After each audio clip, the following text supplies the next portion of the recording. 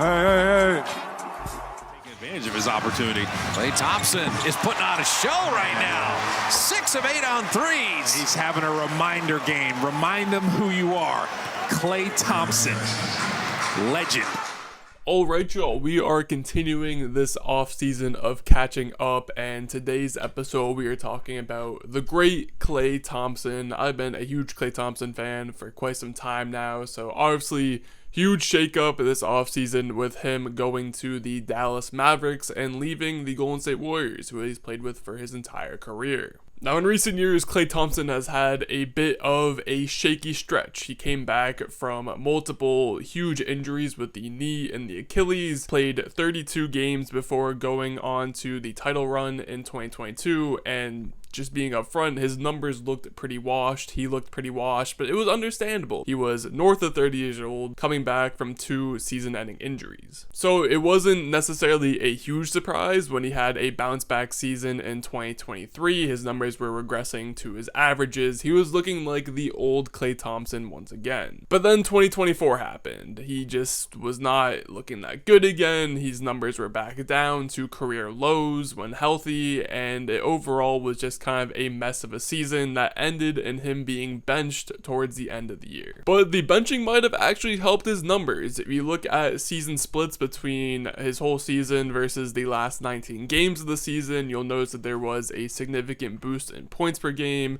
His efficiency numbers were back up to where they should be. All in all, there's a bunch of question marks surrounding where Klay Thompson is as a player in today's game. And now switching teams to the Dallas Mavericks, again, there's just a lot of questions of what's he going to look like? How's he going to help this team? Will this actually be a good addition? So when it comes to Klay in the year 2024, as we start to transition into 2025, what do we know about him? For starters, everyone knows that he can shoot the hell out of the ball. He remains one of the best shooters in the entire NBA. You cannot leave him any space. He will knock it down. He's great at catch and shoot. You can run plays for him, give him handoffs, set him pin downs. There's really, he's just such a scoring threat from behind the arc that the defense has to know where he is at all times. In fact, it was actually refreshing to watch these Klay Thompson games and just really notice how good of a passer the basketball he is. He's never going to make any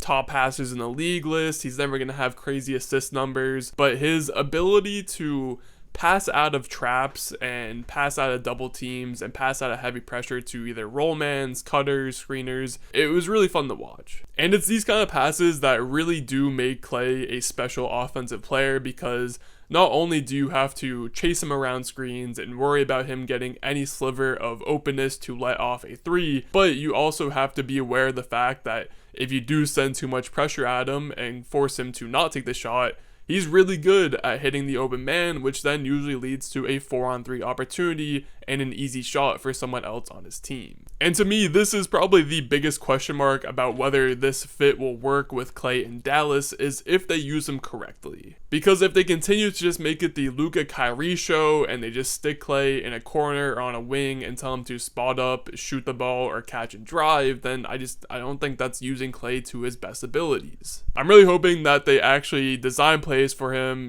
move him off the ball, set pin downs, let him make back cuts, all that good stuff, because that is going to make Klay his most useful. Now, even though Klay, again, like I said, remains one of the better offensive weapons in the entire NBA, there are still some holes to his offensive game. Anytime he puts the ball on the ground, I don't want to say that he's not effective, but he's certainly not as effective as he once was, especially pre-injury Klay. When it comes to getting the rim or just getting any sort of rim pressure at all, you can tell that he's just a little bit slower off the dribble, but at the same time, he's not totally useless in that area. He still can get to the rim, and he's such a good tough shot maker that even though he doesn't get that much separation or as much separation as he used to, he can still knock down tough shots at the rim, get and ones, all that good stuff. Not to mention, again, that Klay does have the passing chops to drive to the rim, attract multiple defenders, and dump off to big men down low for easy layups and dunk opportunities. Now, the other big question in my mind is Klay Thompson on the defensive side of the basketball, because realistically, just again thinking about what the Mavericks lineup is going to be this year, it's probably going to be Luke at the 1, Kyrie at the 2, and they're probably going to have to slot in Klay at the 3. I doubt he's going to come off the bench, at least at first, even though that was something that he was doing at the end of his Golden State career. Anyway, regardless of what position he's going to be playing, what does Klay bring defensively at this point in his career? And to be honest, I was kind of surprised, at least from the tape I saw. I really don't think he is a bad defender, despite the numerous big injuries and the fact that he is getting old. He still moves decently well when defending the drives or out on the perimeter. The only real knock I found in his defensive game is that he'll weirdly just have these really bad mental lapses, whether it's getting beat back door, contesting the wrong guy, jumping out the wrong guy's pump fake, or just being out of position every now and then. It's nothing that makes me want to say that he's a bad defender by any means, but it's just stuff that you wish he wouldn't do. And I feel like it should be pointed out because this is something that I personally forgot, so I don't know how many of you guys have forgotten, but Klay Thompson has made an all-defensive team in his career. Like, he used to be one of the best defenders in the entire NBA. So to me, at this point in his career, I think he still has most of that defensive IQ. So all in all, will Klay Thompson be a beneficial addition for the Dallas Mavericks? I'm leaning towards yes as of now. Again, it's going to depend on how they use him, what sorts of lineups they use him in, because at the end of the day, I don't think Klay Thompson is someone that can lead an offense or be a number 1 option on a lineup anymore. That was very evident in this past season at Golden State. When Steph Curry was off the court, it was tough to rely on Klay Thompson to go and be that number 1 scoring option guy.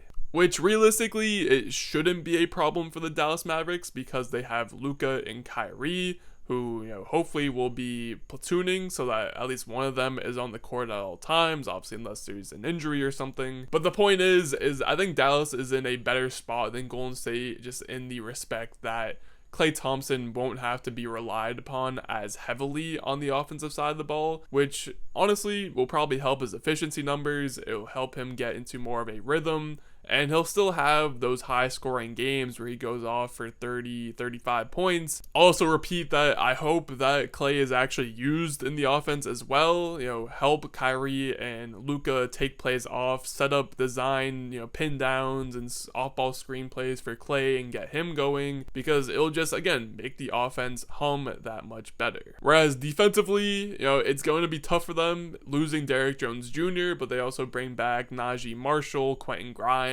guys who are good on the defensive side of the ball. So, if Klay doesn't work out as a defender on that end of the court, then they have other options they can go to. It's not like they threw a ton of money at Klay. I think he's making about $20 million a year, so it's not a huge contract that's going to make him demand minutes and demand to be on the court. So again, I'm going to have to wait and see what the actual team and on-court play is looking like. But again, I'm excited to see what Klay Thompson can do. First time out of Golden State, going to the reigning Western Conference champs, who apparently are just going to go all in on offense and save some question marks for defense. But again, that's fun basketball. Fun NBA basketball. Anyway, that'll do it for this one. As always, if you enjoyed, make sure to like, comment, subscribe, all those good things. And I'll catch y'all in the next one.